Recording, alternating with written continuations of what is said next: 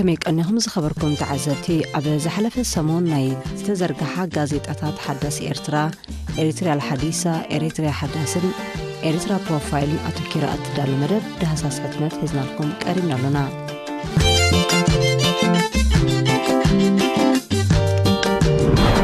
بسولوس أبتزرقحت غازيط أحداث إرترا تحستو عمدت عنا نتنقاطات مخصة حالكتاتون دهسيسو مخصة حدا كابتي أبا ملا علم كبير كلولاوز فتر زلو دخمت أكلاو بقعتيو أبزوانزي بدرجة علم متأن مخصة كاب قدمي 4 عامتات بسلسة عصفي كمزو السخيم حكمنا ومصنعتها زملكتو لومي لعلي 650 مليون أباطح كالساعات يوم كاب حمش أباطح اتهم كلتوي لعليو كالساعات يوم مالتيو بتوسخي لعلي 220 مليون هتاناتن كوتيتن علمنا مس مخصعيم زنبرو تصبصبات كم زملكتو مخصع لعلي زخون كالحمام زلعلي كنزباوت إتازحتت زلوت عنا وصقم كوينلو مخصة بحمام شكور تغطدم حمامات لبي حمامات كليت وقعي كمون بستفلاليو عينت من شروكتك عن زلكات تخلطات سلزا زايد أبزق زيزي لعلق ولحتازو وهاو زلو قداي كويني ركاب بمنصر جوارا سبنت لعلق أمارة سبحي أكلات مهلاو مالت نسبنتنا تسكيمو أبزلو عصمتن كالو استفلاليو أكلات تغطي مفتاريو أزي نستفلاليو تعناوت أقامات زكالع تخلطات مخانو حكايم يملكتو حمام شكور حمام لبي لعل تغطدم حمام شرو وقعي حمامات كرت اتحاموت أقام دكاس كأنزا ملاقبو وزتن متكاسي كال أب عمدي بهلن سنة أبابن فيستيوال كأمت بزبل فيستيوال إرترا مأكل بهلن سنة أبابيو نخلهم سنة أبنيات الدماء سفيح معد فلتاتي غرب اللهم مصنعتي أن بابرا حبرة سبناك تكايد لخا بزوح جزين مالن كفيل كازخيد أب أوان فستيبال بصبحو أب قصر إكسبو بعلي مسكا كاب كله كرناعتن كاب كله حبرة سبنان كيلاتات تمريج أمس لازموت ما أتزغرب تحستو بعين مزلكا فلين بلوتنيو ناي نفس وقف بهر أن بابرا زقلت كوشا زواتات مقبل مستن كلن بهرات أفاوياتا يا توتليت سيمينارات مهزون صنعان كرناع حتسانات تمرتن رغبتاتن أب حانت قطري غرب أزي شايزي ناسنة أبنياتات كشون مقاديو بقبو انترات تقيمنا له كمجد مبال أيدلين بزكالنا زأخلنا نسنا زحلف عامت مسقلة أفيستوال إرترا مدباز زلاليو أعلي لنيرا ما أكل علنا لما سنة أمنياتات نزي أفسيبا زغر مدبات زي بقبو يتكاملو اللودو زبلينيرو كابوزحات قدايم سنة أمنياتات أكايت فيستيبال نزرخب كوملسي وحدات قديفكا بزقبا دارقا أيتكاملون يوم كاتريك سوا بتحام تزاويرهم زملوسي وزحو زبل ملسي رخيمة أبي نازل لورك كيكون مزخار دماء نزار استيلو ميزل علو زلخو مقاد فيستيبال قليل شاي كونن بزعبا أن بابرا بهر عفارك تتصنع نابدنكل كتكيد التحتوتو وصايتات مقماتو قليليو اكسبو قلنا تخل وصايتا شفينا نتحست حستو تقربو أب عمدي شباب نوس عمدي زعبا شباب من سي إرترا هابتن كرعات هاجر بزبل كم أبوزح عودتات كتمانيس بعلات إسران حدا حامل نقيا حدا إرترا من سي كتأنقد تاريخ زحريا كتما خوينا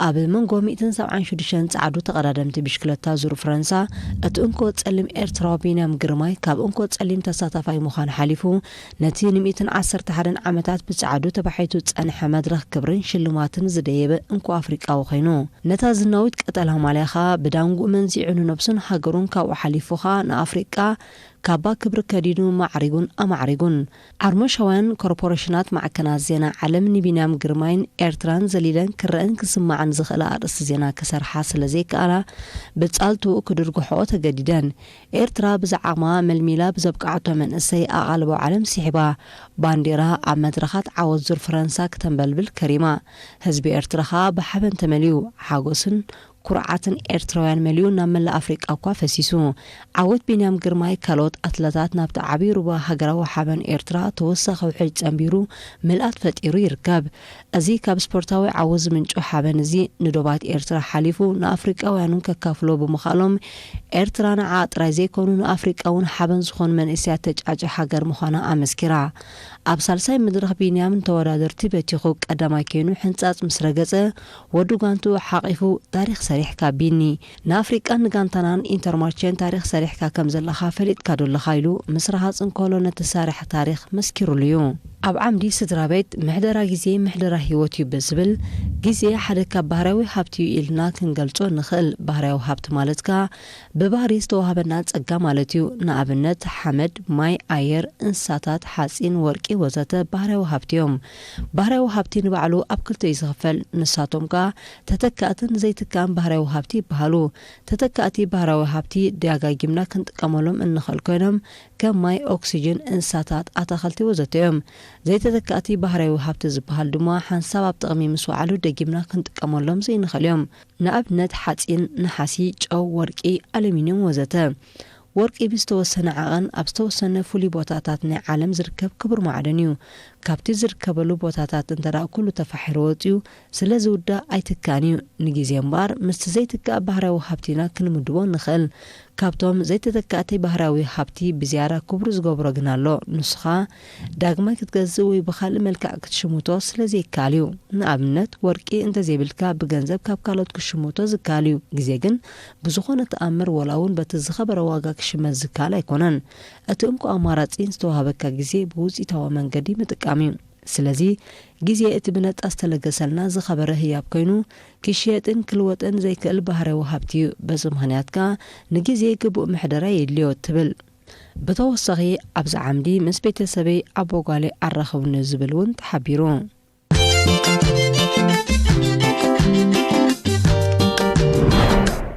ኣብ ጋዜጣ ኤሪትርያ አልሓዲሳ ጸብጸባ ስነ ስርዓት መምረቕታ ኮሌጅ ምድላው መምሃራን ኣስመራን ይጸንሐና። ኣብ ዓምዲ መልሓቕ አልኣደብ ወአልፈኑን ምስ ስነ ጥበባዊ ካሕሳይ ገብሪ ህይወት ብዛዕባ ሞያ ሳዕስዒትን ዝጠልቦ ጥበባት ስልጠናታትን ተዳሲሱ።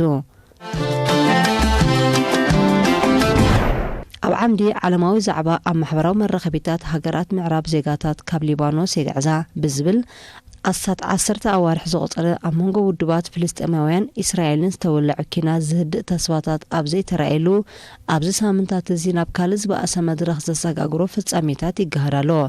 እስራኤል ዝሓለፈ ሰሙን ኣብ ደማስቆ ርእሰ ከተማ ሶርያ ብዘካየደቶ ስርሒት 2 ጀነራላት ኢራን ድሕሪ ምቕታላ ዝተጋህደ ወተሃደራዊ ምዕባለታት ሊባኖስ ኢራን ካልኦት ተደናገፅቲ ውድባት ሸዓን ኣብቲ ከባቢ ናብ ኪናት ንኽሸመሙ ኣጋጣሚ ዝኸፈት መድረኽ ከም ተቐላቐለ ኩሉ ተኽእሎታት ይእመታሎ።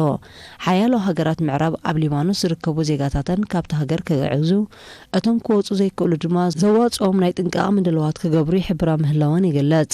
እስራኤል ምስ ሓማስ ኣብ ተካይዶ ዘላ ኪናት ደገፍ ሓማስ ንባሃብ ኣብ ሊባኖስ ዝርከብ ብኢራን ዝሕገዝ እዝቡላህ ካብ ዶባት ዘይሓልፍ ናይ ከቢድ ኣጽዋር ደብዳብ ከካይድ ምጽንሑ ይፍለጥ።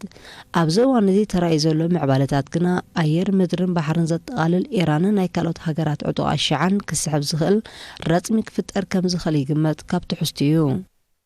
ኣብ ዓምዲ ዲያሪ ውሕጅ ከይመጸ ቀዳማይ መዓልቲ ቆጽራይ ዝብሉ ዛዕባታት ተላዒሎም። ኣብ ዓምዲ ልቦናን ፍልስፍናን ቀመር ህይወት መበል 19 ክፋል ኣብ ህይወትካ ክንደይ ግዜ ሓላፍነታዊ ውሳኔታት ወሲድካ ኣለኻ? ክንደይ ካብ እቶም ዝወሰድካዮም ውሳኔታት ቁኑዓ ስለ ዝኾኑ ኣብ መጨረሻ ዓጊቦም ኣለዉ? ክንደይ ካብኣቶም ዝወሰድካዮም ውሳኔታት ኣብ መወዳእታ ብፍሽለ ዝኣክል ከም እተሓንኽ ገይሮም ኣለዉ? ገለ ሰባት ኣብ ዓበይቲ ጉዳያት ጥራይ ሓንሳብ ውሳነ ከም ንወስድ እዮም ዝሓስቡ። ንእግዳስ ግዳ ሓቂ ኣብ ኩሉ ህይወትና ኣብ ነፍሲ ወከፍ ንቑሑሞት ካልእ ውሳኔና ንወስድ። ካብ እታ ካብ ድቃስና እንትንሳላ ካሊታት ሒዝና ውሳነ ክንወስድ ንጅምር። እንታይ ዓይነት ሰማማዕን መግቢየ ሎሚ ክቆርስ? ሎሚ መዓልቲ ነቲ ናይ ቀረባ ሓላፈይ ብኸመየ ሰላም ክብሎ? ሰዓት ክንደይ ካብ ስርሐ ሞሊቐ ናብ እንዳ ዓርኬ መሓውስተይ ክኸይድ ኣለኒ? እናሓንሳብ እኮ ካብ ድቃስ ምስ ተበራበርና ብኡ ንብኡ ተመሊስና ዕኹሊልና ናብታ ማሙቕ ዓራትና ንምለስ ኢና። እዚ ውሳነ ውሳነ እዩ። እዚ እውን ውሳነ እዩ። ወላ እኳ ጽቡቕ ውሳነ ዘይክኸውን ልዑል ተኽእሎ እንተሃለዎ። ኣብ ዓምዲ ጸጋታት ባሕሪ ሜላ ምግፋፍ ብተወርዋሪ ሰኪዐት ኣብ ትሕቲ ዝብል ተወርዋሪ ሰኪዐት ጌርካ ዝካየድ ምግፋፍ ዓሳ እቲ ዝቐለለን ብሓደ ሰብ ክካየድ ዝኽእልን ምግፋፍ ዓሳ እዩ። እዚ ዓይነት ሜላ ምግፋፍ ዓሳ ካብ ጥንቲ ጀሚሩ ደቂ ሰባት ይጥቀመሉ ከም ዝነበሩ ታሪክ ይሕብረና። ከም መርትዖ ናይዚ ድማ ተመራመርቲ ስነ ታሪክ ኣሰራት ኣሳኣል ናይ ተወርዋሪ ሰኪዐት ኣብ ጥንታውያን ዓታሩን ኣኻውሕን ከም ዝረኸቡ ይፍለጥ። ተወርዋሪ ሰኪዐት ካብ ጥንቲ ዘመን እምኒ ወይ ኒሎቲካዊ ዘመናት ሒዙ ከም ናውቲ መግፈፍ ዓሳ ኮይኑ የገልግል ከም ዝነበረ ይዝሕበር። ተወርዋሪ ሰኪዔት ዓንኬላዊ ቅርጺ ዘለዎ ኮይኑ ምስ ንጥፋት ናውቲ መግፋፍ ይምደብ። ኣብ ትሑት ምልኣት ዘለዎ ባሕሪ ከምኡውን ኣብ ዓሞቕቲ ቀላያት ኣብ ተሳፋፊ ነገር ከም ጃልባ ብምዃኑ ሰኪዔት እናወርወርካ ዝካየድ ዓይነት ምግፋፍ ዓሳ እዩ። መብዛሕትኡ እዋን እዚ ዓይነት ሰኪዔት ንዓበይትን ንኣሽቱን ብጥርንፍ ዝጓዓዙ ዓሳታት ምግፋፍ ምቹ እዩ። ዝተሓስ ብዙሕ ዓሳ ድማ ኣብ በቕዓት ኣዳራብያ ሰኪዔትን ዝርግሐ መኻፍቶ ዙርያ ናይቲ ሰኪዔትን ይምርኮስ። ኣብ ዓምዲ ኣንክሮ እቲ በዓል ቆርበት ክዳን ብዝብል ኩሎም ነበርቲ ተዓድዮም ዝፈልጡ ግና ንገጹ እምበር መንነቱን ድሕረ ባይቱን ዝፈልጥ ሰብ የለን። ኣብ ከባቢ 1937 ተወሊዱ ክኸውን ከም ዝኽእል ግምታት ኣሎ። እዚ በዓል ቆርበት ክዳን ብዝብል ስም ዝፍለጥ ሰባይ ኣብ 1957 እዩ ኣብ ከተማ ወስቲቸር ኣብ መንጎ ሩባታት ኮንቲኪካትን ሁድሶን ኣብ ዘሎ ከባቢ ክርእ ጀሚሩ። ካብ ርእሱ ክሳብ እግሩ ብቆርበት ዝተሰርሐ ረዚን ክዳን ቆቢዕን ገይሩ ነበረ። ከባቢ 60 ፓውንድ ዝመዘን ነዊሕ ፑጫማ ድማ ይገብር ነበረ። ንሱ ካብ ገለ ህልቂ ዘምለጦ ዝመስል ነይሩ። ተቐመቲ ናይቲ ከባቢ መጀመርታ እኳ ዝጓዳእ መሲሎም እንተፈርሑ ድሓር ግን ልዙብን ሕያዋይን ምዃኑ ተረዱ። ስብርባር ቋንቋ እንግሊዝ ክዛረብ ዝኽእል እኳ እንተኾነ ብዙሕ ምዝራብ ግና ይፈቱ ነበረ። ቋንቋ ፈረንሳ ግና ብዝግባእ ይመለኽ። በዚ ቋንቋ ዝተጻሕፉ መንፈሳዊ መጻሕፍቲ እውን ነበርዎ። ንሱ ካብ ፒካርዲ ፈረንሳ ወይ ካናዳ ምዃኑ ዘረባታት ከምጽእ ጀመረ። ኣብ መዓልቲ ዓርቢ ስጋ ዘይበልዕ ብምንባሩ ድማ ሮማዊ ካቶሊክ ክኸውን ከም ዝኽእል ጠርጠሩ። ብተወሳኺ ኣብዚ ዓምዲ ንቐቢላ ውዳብን ካብ ንጹላት ሕብረተሰባት ዓለም ዘላሊ ትሕዝቶ ሰፊሩ ይርከብ።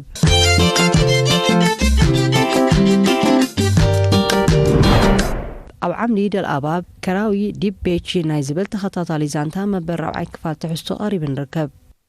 ኣብ ዓምዲ ዓማር መቃይሮ ሕርሻ ማለት መቃይሮ ሕብረተሰብ ብዝብል ምስ ሓላፊ ምምሕዳር ፋይናንስን ንእዞባ ዕላበል ዒድ ናይ ዝተገብረ ቃለ መጠይቕ ትሕዝቶ ሰፊሩሎ። ኣብ ዓምዲ ምንስጅል ትርጉም መጽሓፍ ዶክተር ኣሕመድ ሓሰን ዳሓሊ ብዛዕባ ውሳኔታት ባይቶ ጸጥታ ውድብ ሕቡራት ሃገራት ኣንጻር ኤርትራ መበል 28 ክፋል ኣቕሪቡ። ኣብ ዓምዲ ዕንጃረ ምስ ተገዳሊት ሓኪም ነርስን ኣመኻሪትን ሙናዕ ዑመር ዘላሊ ትሕዝቶ ሰፊሩሎ።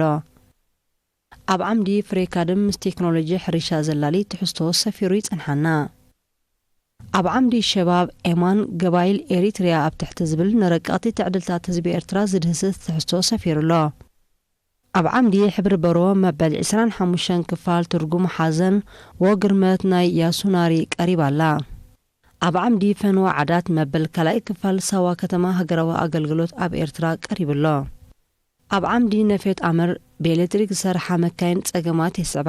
መብዛሕ ጨው ጠንቂ ምንሽሮ ከስዓ ይኸውን። ብሰሪ ሙቐት ናይ ዝሞት ሰባት ብደረጃ ዓለም ይውስኽ ዝብሉ ትሕሶታት ይጸንሑና።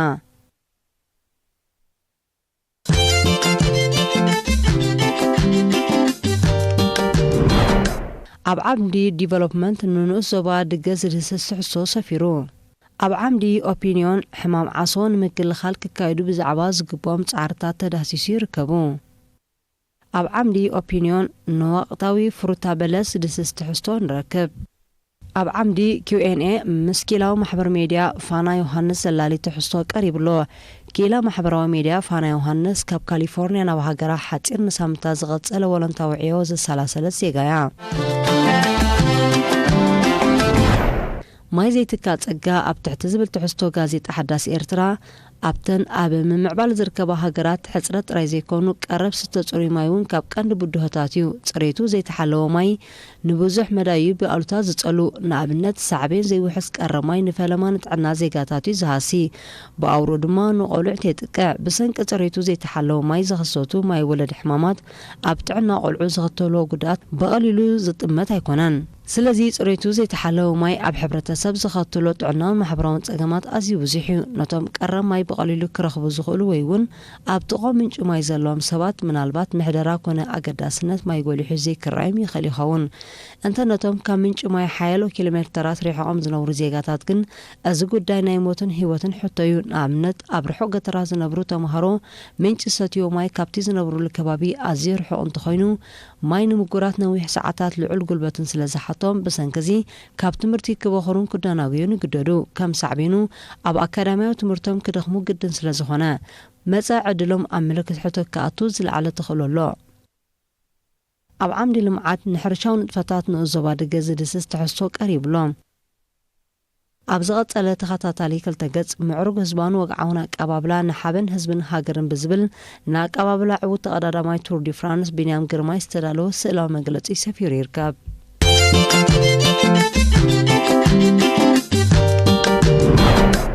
ኣብ ዓምዲ ሚን ሁና ወሁናክ ወኪል ህዋ ኣሜሪካ ናሳ ቅድሚ 2 ኣዋርሕ ናብ መደበር ህዋ ዝተላእኩ 2 ጠፈርተኛታት ብቴክኒካዊ ምኽንያት ናብ መሬት ናይ ምምላስ መስርሕ ንዘይተወሰነ ግዜ ከም ዝተናውሐ ፍሊጡ። ኣብ ቻይና ዕድመ ጻንሖት ብህይወት እናወሰኸ ብምዃኑ ትካላት መዋዕለ ህጻናት ናብ ትካለ መዋዕለ ዓበይቲ ቀየራ ምህላውን ተገሊጹ። ኣብ ዓምዲ ኣልኡስራ ዝተፈላለዩ ስድራቤት ጠቀስ መሃርን ኣዘናጋዕትን ትሕዝቶታት ሰፊሮም ይርከቡ።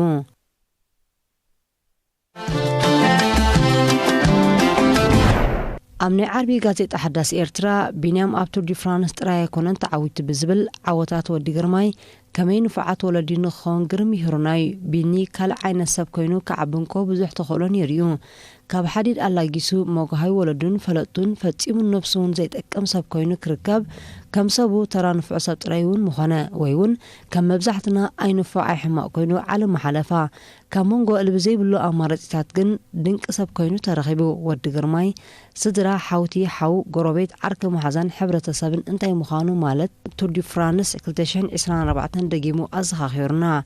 ዓወት ወዲ ግርማይ ከዓ መመሊስና ንፉዓት ወለዲ ክንከውን ንኣተሓሳስብና ኣሐዲሱ ቢኒታት ሓቂፍና ንሓድር ከይንህሉ በቤትና ከም እንፍትሽ ገይሩና። ገዚኹም ኣብ ምንታይ ተጥፍዎ? ምስ መን ኢኹም ክትወዳደሩ እትውዕሉ? ንመን ክትበልፅዩ ትልምኹም? ክንጣፍዶ ክንእምባይ ሕልምኹም? ካብ ዓንኬል ከባቢኹም ኣርሒቅኩም ተማዕዱዶ ወይስ ኣብ እትመልክዎ ውሕድ ጉዳያት ጥራይኹም ሕለኽለኽ እትብሉ ዝብሉ ብዙሓት ኣገደስቲ ወሰንቲ ሕቶታት ጋቢዝና ወዲ ግርማይ ኣይከኣልኒዩ ኣይከውንዩ ዝብሉ ቃላት ኣብ መዝገበ ቃላተይ ቦታ ይብሎምን ኢሉና።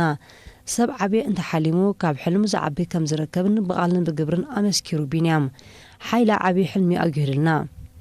ሕልሚ መኣዝን ከም ዘይስሕት፣ ሕልሚ ዕቑር ዓሚ ከም ዘብርኽ፣ ሕልሚ ቀዳምነታት ክንሰርዕ ከም ዝሕግዝ፣ ሕልሚ ንስራሕ ክብሪ ከም ዝውስኽ፣ ሕልሚ መጻኢ ከም ዝትንብን፣ ሕልሚ ጻዕሪ ከም ዝጠልብ ኣምነት ኮይንና ካብ ትሕዝቱ እዩ። ኣብ ዓምዲ ማህደር ጀጋኑ መበል ሻርሻይ ናይ መወዳእታ ክፋል ዕላል ምስ ተገራላይ ብርዚ ሰፊራ ትርከብ። ኣብ 1991 ድማ ንወፃይ ናብ ኣሜሪካን ኤውሮጳን ተበጊስና ቅድሜና በዓል ወዲ ትኹል 2 ወርሒ ገይሮም ዝተመልሱ ናትና ጉጅለ ባህሊ ፀሓይና መሊኣ ትበርቕ መራሒ መደብና ወዲ ፈራዳይ ሰፊሕ ዕዶት ፈጺምና። ኣብ ቦሎኛ፣ ኒውዮርክ፣ ኣሜሪካ፣ ካናዳ፣ ዓዲ እንግሊዝ፣ ኖርዌይ ዕዶት ምርኢት ኣካየድና። ኣብ ድሕር ናጽነት ተን ጉጅለታት ባህሊ ኣብ 4 ጉጅለታት እየን ተኸፋፊለን። ኣነ ምስቶም ዓሰብ ዝተመደቡ ከይደ ናትና ጉጅለ ሄለን መለስ፣ ኤልሳ ኪናነ ዘማች ዝርከቡ እያ። ግን ብወገነይ ኣብቲ ባህልታት ኣይቀጸልኩን። ሽዑ መንግስቲ ጣይ ስለ ዝነበረ ክፋኑ መሪፀ ኣብ ጊንዳዕ ድኳን ተኻርየ ናብራይ ክመርሕ ጀሚረ። ኣብ ዓምዲ ጥዕና ሕማም ናይ ምጽዋር ዓቕምና ዝጎድኡ ሕማቕ ልምድታት ብዝብል ብዙሓት ሰባት ጥዕኖም ብዝግባእ ካብ ምሕላው ሸለልትነት ከርእዩ ይረኣዮም። ኣብ መዓልታዊ ህይወትና ዘጋጥሙና ከም ነዊሕ ዝጸንሕ ሰዓል፣ ድኹም ድቃስ፣ ተደጋጋሚ ድኻም፣ ቀጻሊ ሕማም ርእሲ ብእነዘውትሮም ሕማቕ ልምድታት ዝተኸስቱ ክኾኑ ይኽእሉ እዮም። ኣብ ተካይዶ ስራሓት እተዘውትሮ ልምድታት እትወስቶ ምግብታት ግቡእ ምክትታል ዘይትገብር እንትኾንካ ናይ ምጽዋር ዓቕምኻ ዝተሓተካ ክኸውን ዘሎ ትኽእሎ ዝለዓለ እዩ። ሕማም ናይ ምጽዋር ዓቕምና ጠንቂ ዝተፈላለዩ ሕማማት ዝኾኑ ናይ ደገ ተጸባቲ ንኣካላትና ከይጥቅዕዎም ንምክልኻል ዝሕግዙ ኣገዳሲ ኣሃዱ ኣካላትና እዩ። ድኹም ናይ ምጽዋር ዓቕሚ ዘለዎም ሰባት ብዝተፈላለዩ ሕማማት በቐሊሉ ተጠቕዑ ይኾኑ። ሕማም ናይ ምጽዋር ዓቕምና ዝጎድኡ ሕማቕ ልምድታት ሽጋራ ምትካኽ፣ ኣልኮላዊ መስተ፣ ውሑድ ድቃስ፣ ንነዊሕ ሰዓታት ስምዒታት ጸቕጢ ምርኣይ፣ ብሕቱ ምዃን፣ ምውስዋስ ኣካላት ዘይምክያድ፣ ልዑል ዓቐን ሽኮር ምውሳድ ብዝርዝር ተጠቒሶም ኣለዉ። ኣብ ዓምዲ ሕብራዊ ብርዒ ተባሃጊ ባህርያ ደቂ ተባዕትዮ ብደቂ ኣንስትዮ ምስ ድቃስ ተተሓሓዘ ናይ ኣመጋግባ ምዝንባል፣ ኣገዳስነት ካርቦን ምስ ድቃስ ተተሓዘ ናይ ኣመጋግባ ምዝንባል ዝብሉ ዛዕባታት ተዳሂሶም ይርከቡ። ብሰንኪ ኬሚካላዊ ጥረ ነገራት ኣብ ሕርሻ ዝስዕቡ ብከላታት ዝምልከት ትሕዝቶ ሰፊሩ ይርከብ። ኣብ ዓምዲ ወቕፋ ፈንያ ጨንፈር ሃገራዊ ማሕበር ደቂ ኣንስትዮ ኤርትራ ኣብ ጅዳ ንዓወታት ቢንያም ግርማይ ምጽምባሉ ዝርከቦም ዝተፈላለዩ ትሕዝቶታት ስነ ጥበባዊ ስራሓት ተዳሂሶም። ኣብ ዓምዲ ሸባብያት ንጉዕዞ ህዝቢ ኤርትራ ኣብ ቃልስን ጽንዓትን ዘንጸባርቕ ትሕዝቶ ሰፊሩ ይርከብ። ኣብ ዓምዲ ፍረ ጻዕሪ ብዛዕባ ስምስም ዝርዝራዊ ሞያውን ሓበሬታ ሰፊሩ ኣሎ። ኣብ ዓምዲ ሸባብ ንኡስ ዓምዲ ሕቶ ሸባብ ምምእዛን ሓሰባት ብዝብል ኣብ መንጎ ኣመኻርን ሓታትን ብዋሕዚ ዝተሰርዐ ኣገዳሲ ምብሃላት ብዛዕባ ኣልያብስ እነት ዕናስ ተጸገሙ ኣባላት ስድራ ተቐሚጡ ኣሎ። ኣብ ዓምዲ ተርምሞ ቆልዑ ኣብ መቕባልቲ ጅግና ኣቀባብላ ቢኒ ብስእሊ ዝብሉ ትሕዝቶታት ተኣንጊዶም ይርከቡ።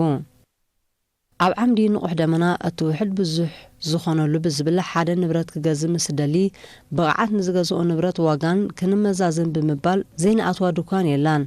ኣብ ሓደ ወይ ካብ ሓደ ንላዕሊ ድኳናት ዜርና ናይ ዘየደለና ንብረት ብዙሕ ምርጫታት ምጸንሐና ብልምዲ ዓይንና ሕውዙዝ ኢሉና ንብል ኢና።